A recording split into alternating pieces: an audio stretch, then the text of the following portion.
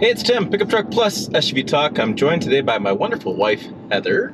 We are in our 2019 Mazda CX-5, and the time has come. Dun, dun, dun. We leased this vehicle about 3 years ago because we realized that our kids were growing and they'd outgrow this vehicle. And we had a really good lease deal, so now it's time to get something bigger or do something different or ready things. And so yeah, we're going to sell it today to the dealer and make a...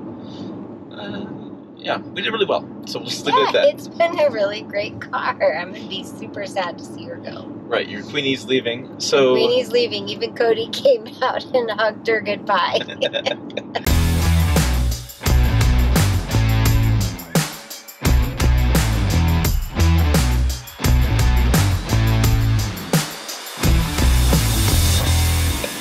This is the Grand Touring trim level, and we do not have the turbocharged engine in this. It's the regular engine, which I don't actually recall what it was. Are you sure? No, you don't have a turbo. Okay. I just know it has a sport mode that I use all the time.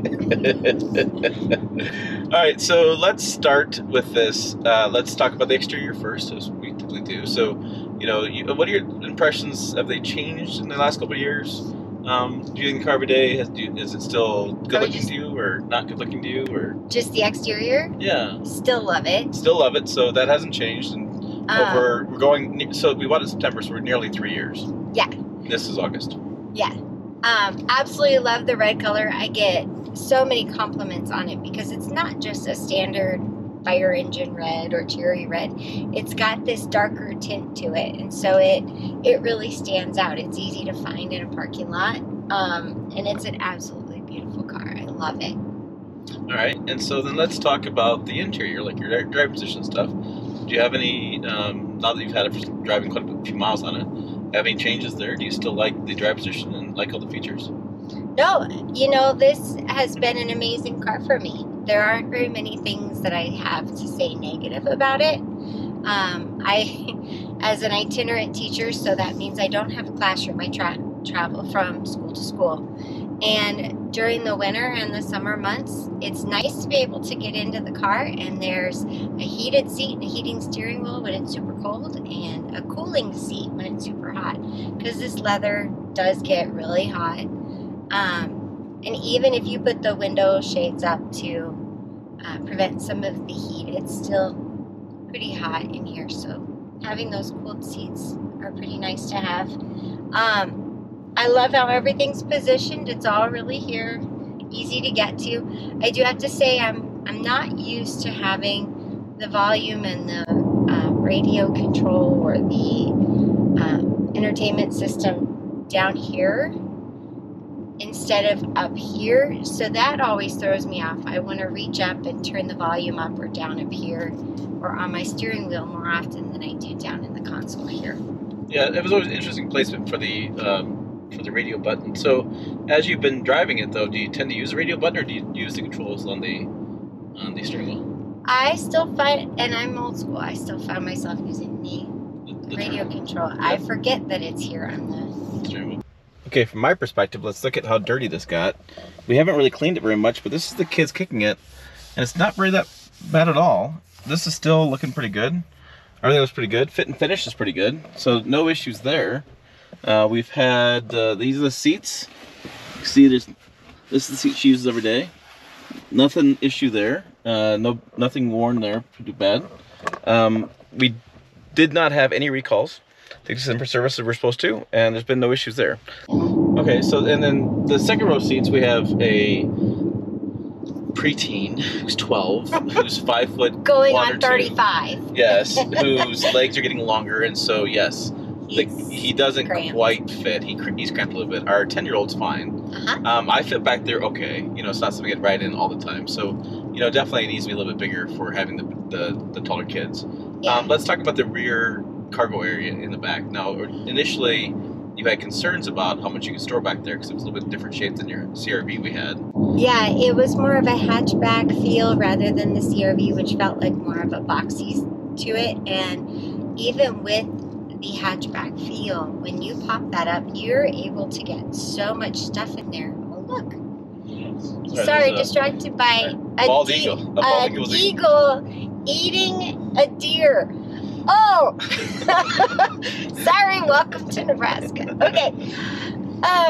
Yeah, okay, wait a minute. Let me get my mind back. Okay. Rear cargo area.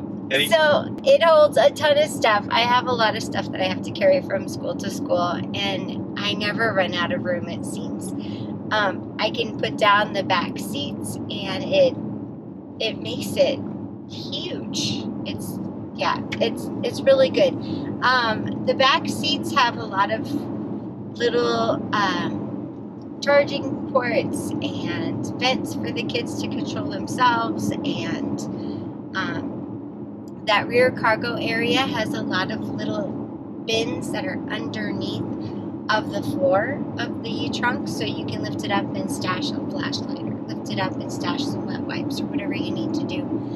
I never opened the spare tire never had area. I've never needed to open that. Everything is still in its styrofoam casing, so right. It's been a fabulous car. My only negative about this car is in the trunk area, and for some reason, there's two things. You have to be in park in order to operate the truck, whether with the remote or with the button on the inside. It won't let you open the trunk if the car is moving. It beeps at you, and it pretty much alarms saying, hey, what are you doing? You can't do this. So I have to be in park. I can't even be in neutral to open the trunk. And then the other thing about the trunk is there is a hatch light, but I've never been able to get it to work. So I'm really hoping that Mazda has looked at that issue and repaired that for future cars, because it's kind of difficult when you're loading stuff in the garage or when you're unloading and there is no light in the back of the car. Yeah, so you can't see anything. More hatch light. Okay, in the trunk, you see she has plenty of space. Now, you know, we've used it quite a bit. Just needs a good detailing. It'll be nice and cleaned up. And there's been plenty of room. We have the latches to put down the seats. I've seen these down, I've seen them up. I've seen her use these a lot. And so, yeah, lots of good space back there. So, as we cross these railroad tracks here, and she's going to stomp on it, I was going to ask you about the performance. I'm going to stomp on it. Let me shift over to sport. I have no issues when it comes to performance with this car. She has a lot of get up and go. One of the reasons why she's called Queenie is because we have a kiddo who absolutely loved the Cars movies growing up. And she's bright red, so she's Queen. Right. And then we had to make it a girl name, so E. Right. Queenie. Sure. But no issues with her at all. In fact, I find myself having to set the speedometer or set the cruise control in town, or I will get pulled over a lot more than I actually do. So no tickets so far. No tickets so far. That she's willing to tell me. No wood to knock on. No tickets in this car. I got a couple in my Honda before trading, and I learned my lesson and love the fact that I can set the speedometer and pace it with the car in front of me, especially in town. Yeah, the adaptive cruise. Then I find myself just driving with the cruise control. I don't even have to put my foot on the gas or the brake while I'm in town. Speaking of gas, do you have an idea of what your lifetime mile per gallon has been?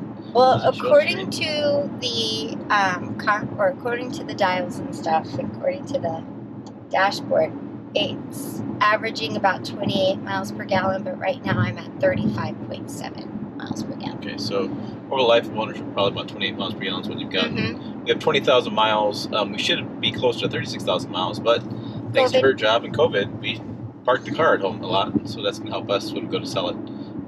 Everything still works. There's been no concerns. We've had no... Nothing's broken. Yeah, we had an oil change. We changed the air filter, and that was about the biggest thing. They found a family of mice living in Yeah, that's how little we drove it. There was a family of mice in the air filter. There was a family of mice in the air filter. But Whoops. Everything is doing great with her right now. She is a fabulous car. And here you go underneath the hood. I've only opened this maybe 2 or 3 times because we take it in for service. We've had no issues with it at all. And that's what it looks like after 20,000 miles in almost 3 years. Again, another good detail, and this thing would look like it's brand new. All right, one more thing. I know when we bought this vehicle, you're a little concerned about all the features you had in this vehicle, and you had all this stuff, all these things to play with. So over time, what is one thing that kind of stood out to you that now is kind of a must feature for new vehicles? I have, surprisingly, the heads-up display. I have noticed that I rely on it a lot because I can adjust where it is. I can determine exactly what information I want in there. I can see the posted speed limit. I can see my cruise control or adaptive cruise control setting. I can see how fast I'm actually driving. I can also put my turn-by-turn directions up there. It also shows the lane assist, which if I go a little bit this way, my steering wheel vibrates and this little line lights up. So, I mean, it has a ton of information and I don't find myself looking down. Sorry. Hang up, Siri. So I don't find myself looking at the dashboard as much as I thought I would. I'm looking a lot right straight ahead of me, which is a lot safer than if I was staring down here to get my speed exactly where I wanted to and making adjustments or looking at my phone for directions.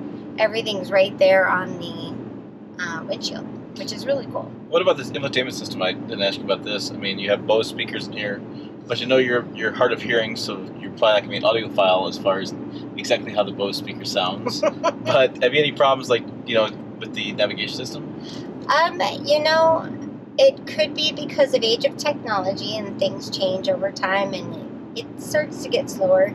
At first, everything was really fast to connect. Connected to my phone, went through all of the safety menus reminding you, hey, you're driving, don't mess with the screen much kind of stuff. Use caution, things like that. And now it feels like it takes a little bit longer to get some things connected, but it's still fast in comparison. I mean, I'm from the dial-up AOL generation, so this is super quick. Right. I love how I can make adjustments to it and personalize it. So I've kind of changed up some of the lights. I've kind of changed up the way some of the things look. The interesting thing about it is the only way, and this is I've noticed in some of the newer vehicles that we can connect Apple CarPlay and Android Auto without using a USB. In this car, you have to have the USB in order to connect all that. It'll still Bluetooth connect, so I can still do stuff via Bluetooth, but in order to use the Apple features, I have to have my USB plugged in. Right, and so I think the byproduct of that is I don't see you using your Apple feature, the Google Play, or not Google Play, but Apple CarPlay very much in this car because you have to always plug it in. So it's something you're not really even using. Well, I actually do, but I went out and purchased a USB cord specifically for this car, which is in this little bag right here. Okay, and it always stays in the car with me, but then that also becomes the cord that I take with me when I drive a unit car because they all need me to plug into. Yeah, unit car, she goes to her office and gets a fleet car and goes around to different schools. Yeah, that's if I'm traveling outside of town. If I'm staying within town, I just use the Mazda. Yep. And so, yeah, I might be one of those few people that still like to be plugged in. Because sometimes Bluetooth doesn't do exactly what I want it to, or it starts up when I don't want it to. Right, like Siri just did. So, yeah, that's the only thing I've noticed is that sometimes things have slowed down a little bit, but nothing to be really upset about. Okay, so then the $1 million question is, if you had to do it all over again, would you do it again? Oh, for sure. Without hesitation? No hesitation, and I wish that I could just extend her. And I know there are bigger models out there, like the CX-9 and the CX-50? CX-9, yeah, the 50 is a little smaller. The CX-9 is bigger. I'm not as fond of the body styling of the 9, even though I know it's a little bit bigger. And yeah, there's no question. I would definitely buy this car all over again. she's been a really great car. It's going to be a sad day. I hope he treats me to some ice cream. Well, and you know, the reality of things are we would keep the vehicle, but there's a pile of cash on the table, and I think it just makes sense for us right now to sell it and move along, and then kind of regroup and take our time what we're doing next. Not only that, the lease is up in September, and it's like, well, what are we holding on to it for? We've got, there's no reason to We wait. have multiple vehicles, so that just doesn't make a lot of sense at this point, but yeah, I think it's been pretty good overall. So there you go, there's our thoughts on owning the 2019 Mazda CX-5. I keep doing all these 2023 videos and stuff. Yep, sorry. I had to go back in time. For more, check out videos over here, website down below. As always, thanks for watching. We will see you down the road.